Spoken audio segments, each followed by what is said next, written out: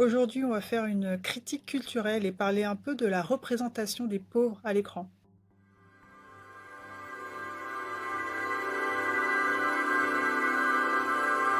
Bienvenue dans Script Ma vie, la voie de l'audace et de l'authenticité pour devenir votre propre héros.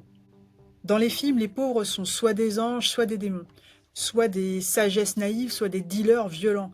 Mais où sont les véritables personnes? Ceux qui luttent silencieusement et au quotidien, avec dignité. Ceux qui sont complexes, intelligents, fatigués et drôles aussi. Aujourd'hui, on ne fait pas qu'une critique, on fait un procès, celui de la représentation. Voici le top 3 des trahisons et des rôles donnés aux pauvres sur grand écran comme sur les plus petits. 1. La pauvre fée, la sagesse populaire. Le sans-abri philosophe, l'ouvrier qui n'a aucune étude mais qui dit la vraie science de la vie. L'analyse de tout ça, c'est que finalement, on nie leur intelligence concrète et leurs compétences réelles pour leur coller une spiritualité de pacotille. C'est quand même une manière de dire ils sont pauvres, mais ils ont l'âme pure, ce qui est finalement tout aussi méprisant.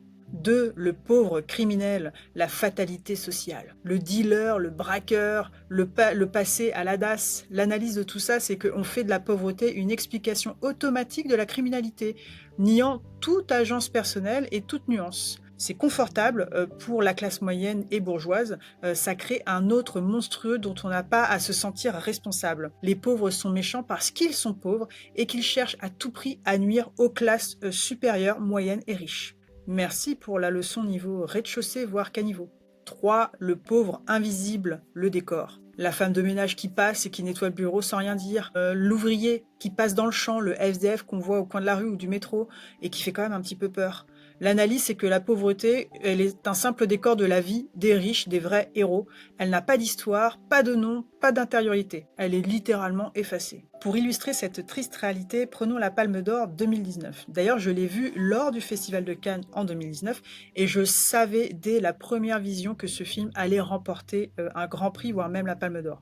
Car depuis des décennies, le cinéma, tout particulièrement, et surtout les grands événements aussi français et européens, n'ont qu'un seul objectif: servir la propagande des classes riches et dirigeantes. Vous l'aurez deviné, je parle du film Parasite de Bong Joon-ho. Le film raconte comment une famille démunie vivant en dessous du niveau du trottoir va élaborer un plan pour s'introduire chez une famille richissime et prendre leur place. Dans les discours, dans les critiques non censurées, dans la bouche de l'auteur, c'est une critique pour dénoncer la fameuse grande inégalité, les grands écarts de classe sociale et les injustices de la qualité de vie, à se demander finalement qui est le véritable parasite. Enfin ça, c'est la version conte de fées, la version mythologique qu'on veut nous faire gober.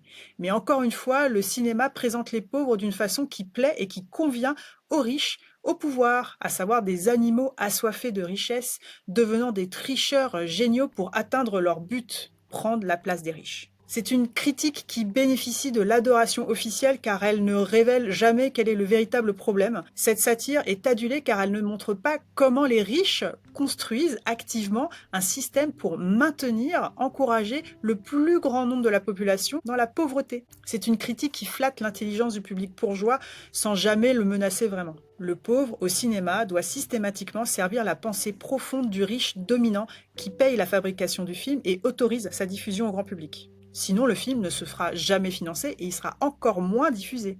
Il ne faudrait pas que la masse se réveille et prenne conscience de qui sont ceux qui tiennent les manettes. La solution? Devenir des conteurs, diffuser nos histoires, écrire, produire nos propres histoires, les vraies histoires, exiger de la nuance, boycotter les œuvres qui recyclent des clichés et les œuvres qui servent une propagande masquée du tribord extrême. J'essaie de trouver une autre expression, tribord extrême. Soutenir les créateurs issus de la diversité sociale, pas juste la diversité de façade, et pour ça, il faut aussi vérifier qui est aux manettes derrière ces gens-là, car beaucoup de ces soi-disant conteurs du réel sont déjà des pantins corrompus au service du tribord extrême. En conclusion, arrêtons de demander une place à leur table, bâtissons notre propre table, avec nos règles, avec nos histoires. Tandis que certains écrans restent encore libres, c'est maintenant qu'il faut agir. Écrivez-moi en commentaire écran avec le pire cliché sur les pauvres que vous ayez vu récemment en fiction, au cinéma ou à la télévision. On va leur montrer aussi ce qu'on vaut réellement.